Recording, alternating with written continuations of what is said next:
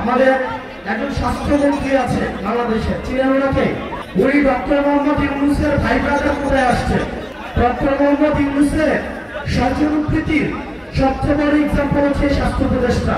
সবসময় বলে আসছি, এই স্বাস্থ্য উপদেষ্টা এটার কোনো প্রয়োজন নাই। আপনারা দেখছেন আমার কোন ধরনের অ্যাক্টিভিটি? উনি যে বেতনটা নেয়, এই বেতনটা হারাম হবে। উনি যে গাড়িটা চলে সরকারের টাকায়, এটা হচ্ছে জনগণের সাথে বেমানি। এই স্বাস্থ্য উপদেষ্টাটা কোনো কাজের না, উনি কিচ্ছু বুঝে না। উনি স্বাস্থ্য ব্যবস্থা বুঝে না, উনি চিকিৎসা বুঝে না, উনি ইনস্ট্রুমেন্টাল না, কোনো নলেজ নাই। উনার একমাত্র যোগ্যতা, উনি গ্রামীণ ব্যাংকে ছিল এবং ডক্টর মোহাম্মদ ইউনূসের হচ্ছে খুব কাছের মানুষ। এইটাই ওনার যোগ্যতা। এই স্বাস্থ্য উপদেষ্টা নিয়ে আমরা কি করিব?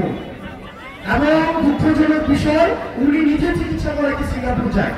এখন আমরা বললে তো হচ্ছে বিরাট বেকার হয়, আমরা বললে রাগ হয়, রাগ।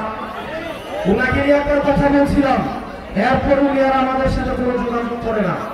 এই স্বাস্থ্য উপদেষ্টার অনীতি বিলম্বে এই জনগণের যে টাকা পয়সা উনি বেতন দিছে, সেগুলো রাষ্ট্রদার কোষাগারে জমা দিয়ে ওনার অনীতি বিলম্বে পদত্যাগ করা উচিত। এখন যে কোনো ব্র্যান্ডের পুরাতন এসি বদলে নতুন ওয়ালটন এসিতে উপভোগ করুন 25% ছাড়। আমাদের দেশের সিভিলিয়ানরা কখনো হিরো হয় না, যার কারণে আমাদের এই যে মাহিরিন ম্যাডাম, যিনি এই মাইলস্টোন কলেজের 20 জন শিক্ষার্থীকে নিজে উনি উদ্ধার করেছেন, পরবর্তীতে উনি নিজের জীবন চলে গিয়েছে, উনি নিজে নিহত হয়েছেন। আমরা মাহিরিন ম্যাডামকে আমরা রাষ্ট্রীয়ভাবে আমরা যথাযথ মর্যাদা দিতে পারি নাই, এটা আমাদের ব্যর্থতা। এই সরকারের কাছে অনেক প্রত্যাশা ছিল, প্রত্যাশার পারেও দিন দিন কমছে। দিন শেষে আপনাদের কাছে আহ্বান জানাবো, দলমত নির্বিশেষে আমাদেরকে ফেসিবাদের বিপক্ষে আমাদেরকে অবস্থান নিতে হবে। আপনারা গতকাল দেখছেন লাশের উপর দিয়ে এই আওয়ামী ফেসিবাদ আবার তারা হচ্ছে রাজনীতি করার চেষ্টা করেছে। আমরা ফেসিবাদ বিরোধী রাজনৈতিক দলগুলো সুতাহত, যারা বাংলাদেশকে ধারণ করে আমরা সুতাহত। কিন্তু আওয়ামী লীগ যদি ফেরার চেষ্টা করে, তাহলে এই সব শক্তিতে পরিণত হয়ে এই আওয়ামী লীগের চ্যাপ্টারটা আমরা ক্লোজ করছি।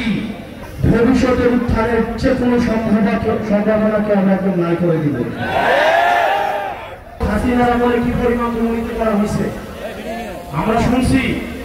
বিমান বাহিনীর সাবেক প্রধান নাকি 3000 কোটি টাকা দুর্নীতি করছে। এই বিমানগুলো কিন্তু হাসিনার আমলে কেনা।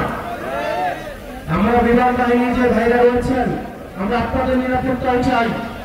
আপনাদের নিরাপত্তা কিন্তু ঝুঁকিতে রয়েছে। এইসব ইনস্ট্রুমেন্ট এগুলো কি সঠিক কিনা, ঝুঁকিমুক্ত কিনা, সেগুলো আপনাদের বিবেচনার সুযোগ আসছে। আপনারা সেগুলো বিবেচনা করুন, নিজেদের আবার পুনর্মূল্যায়ন করুন। আপনারা ভালো থাকবেন, সুস্থ থাকবেন। আমরা যেন এই জাতীয় শোককে আমরা কাটিয়ে উঠতে পারি। যারা নিহত হয়েছে তাদের আত্মার মাগফিরাত কামনা করছি, আল্লাহ তাদের জান্নাত নসিব করুন। যারা আহত হয়েছে, বাচ্চা বাচ্চা ছেলেরা 3 বছর 7 বছরের, আল্লাহ তাদের সুস্থতা দান করুন।